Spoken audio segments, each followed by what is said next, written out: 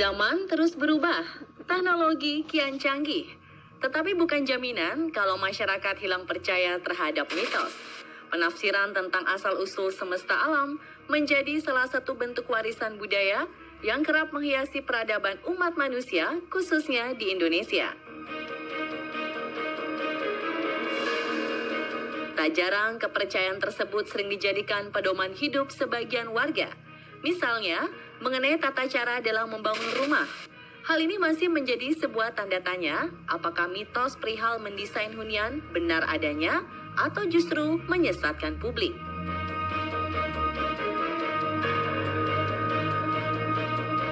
Berdasarkan mitos budaya Jawa dan ilmu topografi Feng Shui, hal ini diyakini dapat menjauhkan kehidupan dari jeratan energi negatif.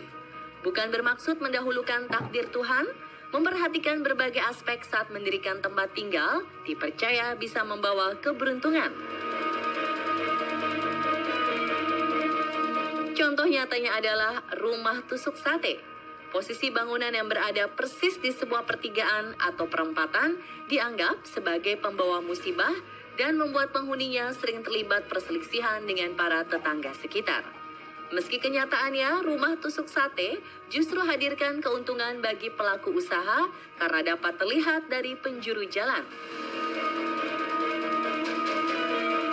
Untuk mengetahui kebenaran sebuah kepercayaan mengenai tata letak hunian, On The Spot mencoba mengurai berbagai desain bangunan yang diyakini sebagai mitos rumah pembawa musibah.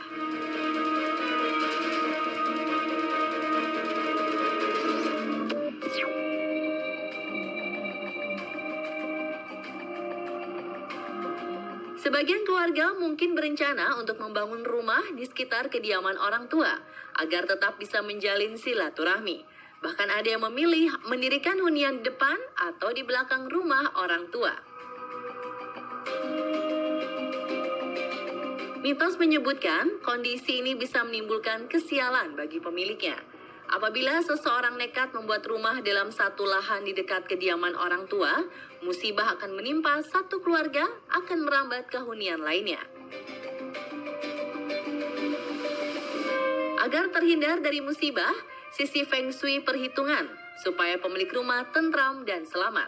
Seperti memerhatikan energi positif dan energi negatif melalui arah bangunan untuk mendatangkan nasib baik bagi penghuninya.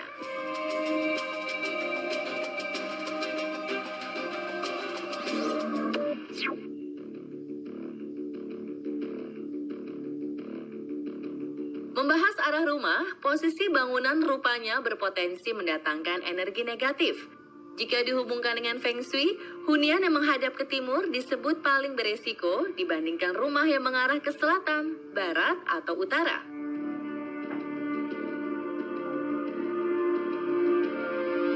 Keunikan bermakna buruk tersebut dapat menjadikan penghuninya terjerat masalah beragam, mulai dari pertengkaran antar anggota keluarga, sering sakit, hingga memengaruhi rezeki.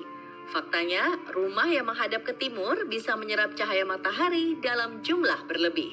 Dari pengalaman saya, saat mengecek Feng Shui lokasi rumah, bangunan tempat usaha, dan lain-lain, biasanya yang memiliki arah hadap untuk properti baik adalah utara dan selatan.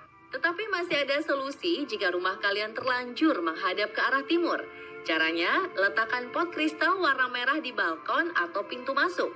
Menaruh lukisan sepasang burung merak ke arah timur juga disebut membuat lebih baik. Berdasarkan tanggal lahir seseorang, setiap orang, terutama pencari nafkah keluarga, memiliki arah yang cocok masing-masing. Berbeda-beda tentunya. Arah utara dan selatan memang secara properti baik untuk jual beli. Bisa cepat laku ataupun juga nilai tanahnya cukup tinggi. Sedangkan arah timur disukai orang karena ada energi matahari pagi. Di mana energi matahari pagi bisa cleansing alami terhadap rumah tinggal Anda. Namun arah barat juga bagus karena ada matahari sore. Dan arah barat itu bisa menggairahkan seluruh penghuni rumah. Semuanya tergantung dari tanggal lahir orang tersebut.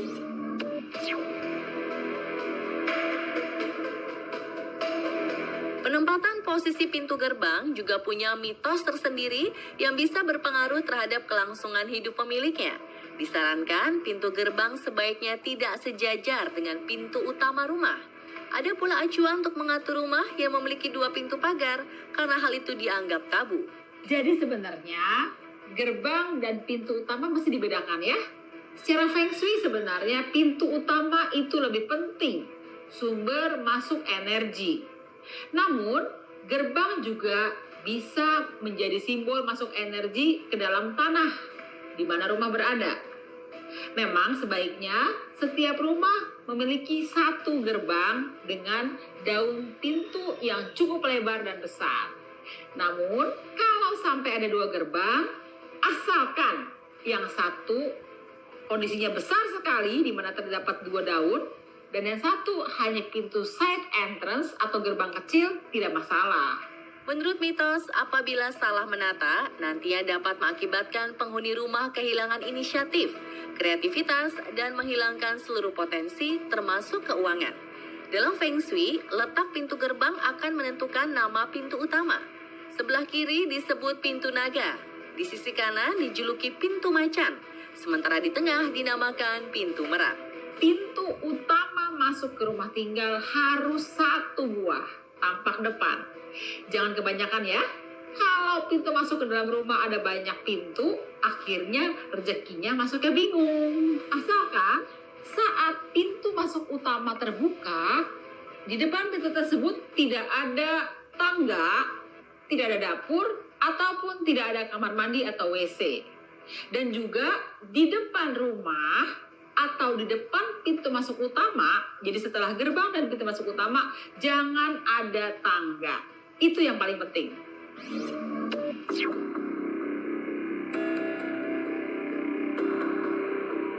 Benda berbahan logam seperti gamelan dan keris seringkali membuat suasana rumah terasa penuh daya magis. Suasana ini muncul karena pengrajin diyakini melakukan berbagai ritual dalam pembuatannya. Ya, ini saya kira kalau kita bicara rumah Jawa ya, rumah adalah satu tempat yang betul-betul penting bagi orang Jawa ya, karena sebagai tempat berteduh, bersemayam ya, berkeluarga. Oleh karena itu harus aman ya. Aman dalam arti apa? Mendirikan rumah ya, bahkan arah hadap rumah gitu ya. Itu saya kira perlu betul-betul ada perhitungannya, ada primbonnya, perhitungan primbonnya. Sangat percaya betul orang Jawa bahwa hal-hal yang berkaitan dengan manusia itu pasti kaitannya dengan dunia lain ada. Karena sangat tipis batasannya antara dunia lain dengan manusia. Semua dilakukan agar bunyi gamelan terasa indah dan nantinya keris dapat melindungi setiap pemiliknya. Di sisi lain, benda-benda berunsur logam ini mempunyai aliran elektromagnetik yang tinggi.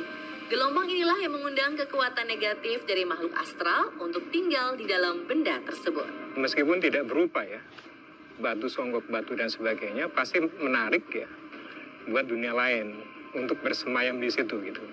Apalagi kemudian sebagai simbol ada patung ya, dibuat patung misalnya loro blonyo aja itu kan patung biasa pakai banyak pakai kayu ya, nggak terlampau ini. Kalau dia batu saja misalnya arca dan sebagainya, saya kira ini kesempatan buat dunia lain tuh intervensi ke situ.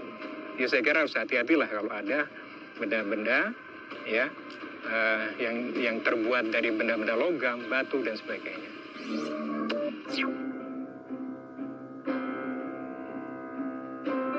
Mitos juga menyebut rumah bernomor 4 dan 13 kerap dianggap membawa kesialan bagi pemiliknya, terutama bagi keturunan Tionghoa. Hal ini dikuatkan dengan fakta, angka tersebut sering diabaikan dalam pembangunan properti, seperti nomor lantai dan jumlah bangunan dalam sebuah kompleks perumahan. Ini juga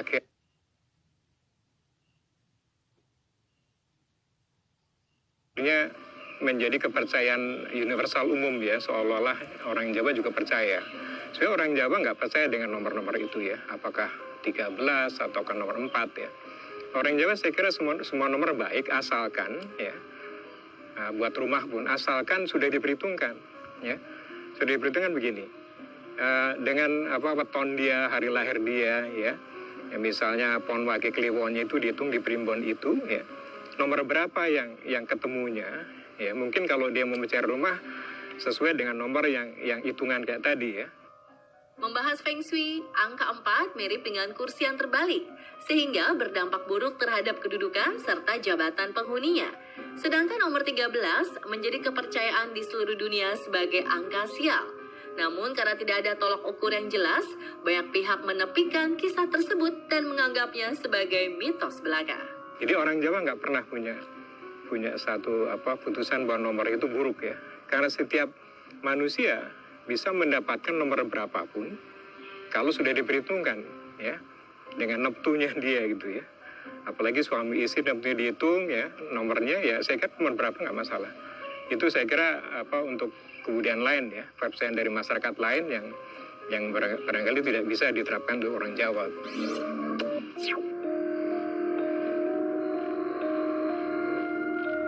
Bagi kalian yang asing dengan rumah luang mait, ruangan ini merupakan area dengan ukuran 2 kali 1 meter serupa lorong buntu.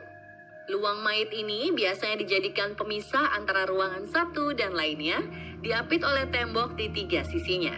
Kalau ada satu tanah kemudian dibikin rumah, seorang Jawa harus tahu nih sejarah tanah ini nih. Tanah sangar nggak gitu, bekas kuburan nggak, itu nggak ada luang mayatnya loh ya. Apalagi kemudian setelah ditinggal situ ternyata memang betul-betul sejarahnya ada luang mayat. Ini paling bahaya ya. Jadi orang Jawa menghindari itu. Yang tinggal di situ saya kira kasihan ya.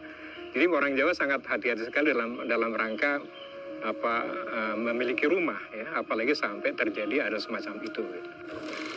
Berdasarkan mitos, rumah yang memiliki luang mait tidak akan nyaman untuk ditempati karena hawanya berasa panas sehingga membuat penghuninya tidak betah.